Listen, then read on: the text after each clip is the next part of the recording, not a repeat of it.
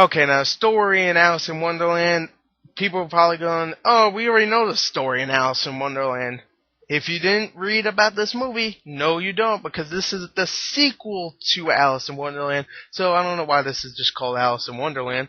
Kind of weird, but anyway, this is pretty much a sequel to Alice in Wonderland, the cartoon and I guess the book also. And pretty much this is what the story is. I can actually explain this pretty good.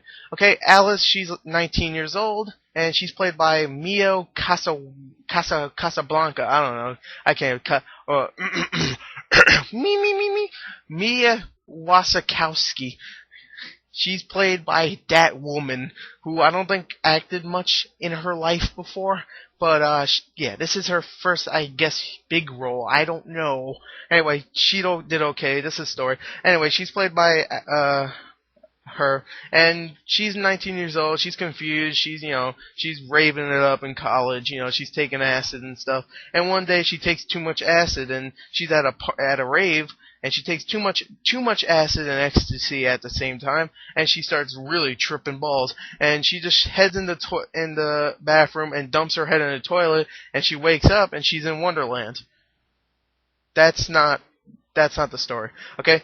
The real story is Alice is 19. She's about to get married. She doesn't want to marry this guy, and everybody's like pretty much, "Oh, marry him. You're not going to look pretty long, so you have to marry fast before they're all gone." Like a Billy Mays commercial. "Hurry, call now. In the next 30 minutes, and you'll get an extra husband. Absolutely free." Anyway, yeah. She needs to hurry up. Everybody's like, "Hurry up before you turn ugly out of nowhere," I guess. And she's about to marry this guy, and she just pretty much flips out and says, "Screw you! I don't want to marry you." And she runs away, and she sees a rabbit, pretty much. And she's like, "Ooh, rabbits! All women have to chase after rabbits for some reason," because she chases this rabbit, and this rabbit's like, "What the fuck, bitch? I'm go collect nuts and shit. I don't know what rabbits do. Collect nuts." Anyway, that's a squirrel and a rabbit hybrid. Anyway, a scrabbit. There you go. That's actually Scrabble and rabbit combined.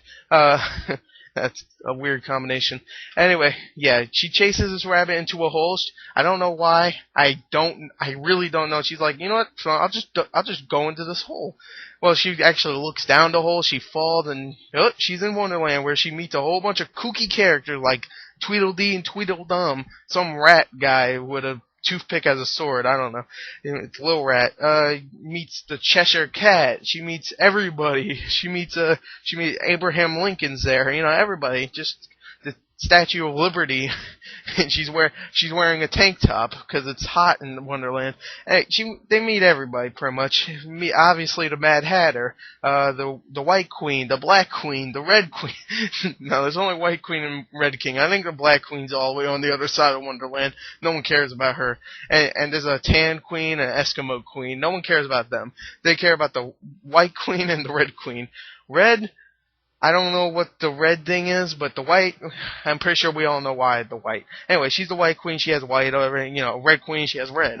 Black Queen, I don't know. Eskimo, I guess they're all ice and stuff, all that stuff. Anyway, she's tripping balls in Wonderland. She has to go do stuff, save pretty much Wonderland from the evil, Red Queen, and yeah. I just went 4 minutes into the story. 4 minutes.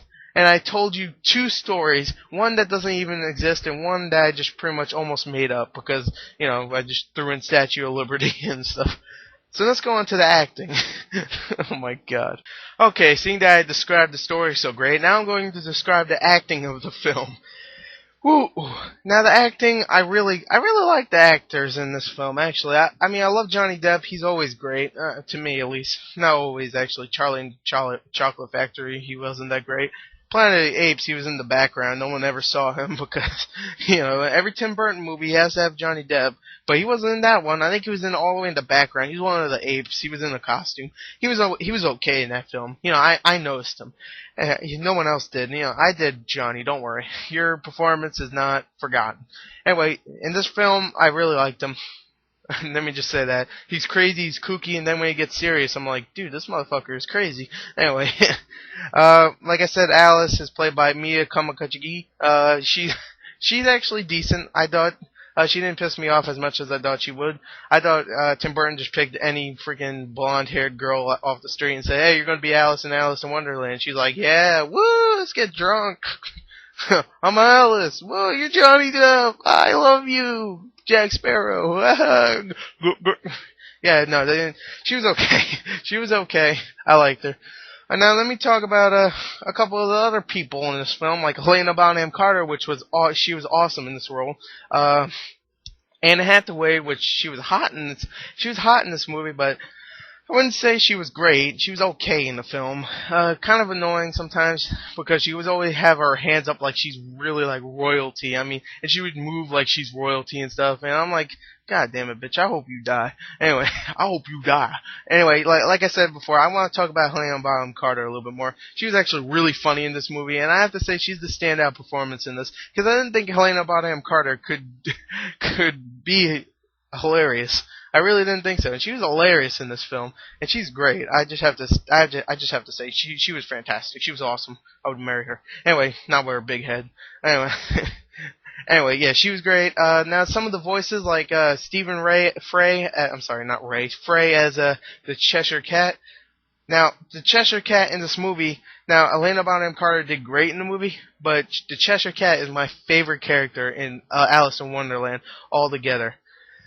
Woo, I love that cat. Anyway, Stephen Fry did great. Alright, Michael Sheen as the White Rabbit. Michael Sheen, Twilight guy now. I'm just gonna call him, the Twilight guy. Alan Rickman as the Blue Caterpillar guy. I think his name was I forgot. Obsolus or something like that. I forgot. Anyway, oh my god. Alan Rickman as the Blue Caterpillar. That is genius. Genius. G-E-N-I-U-S.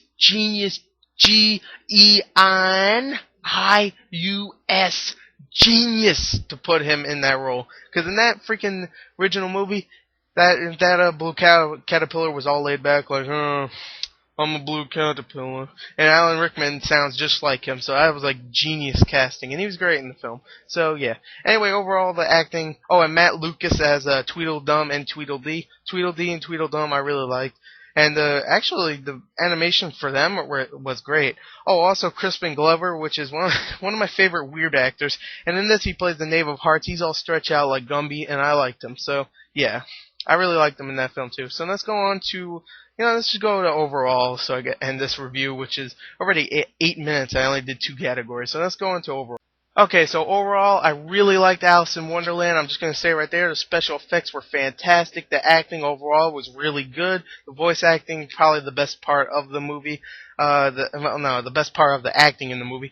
The special effects were fantastic. Not as good as Avatar, but really good. This year, this is definitely, I think, going to win so far for best special effects of the year.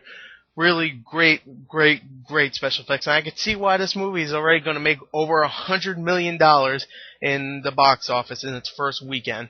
Congrats, Tim Burton. You finally made one movie that will make you pretty much hugely popular. I know Tim Burton's really popular, but this will make him like an A-list director completely. Alright, so congrats, Tim Burton. You made a great film. Great film. I really love it. Very fun movie. The story... not the best story because I made it a little better. I think the college thing, that makes sense. Yeah, so yeah, the story not the greatest, and the beginning and all the real world stuff where she's like in the real world, not in the Wonderland, is kind of bland. But everything else really great. I have to give it 8.8 out of 10. That's in my serious ratings. Screw the critics. Don't listen to them. This is a great movie. Go see it this weekend, next weekend, the weekend after that. Just see it someday in the theaters. And if you can somehow, watch it in IMAX 3D. I can tell you right now, it's going to be worth it. Anyway, that's all I got to say. Thank you for listening to this really ridiculous review, and bye.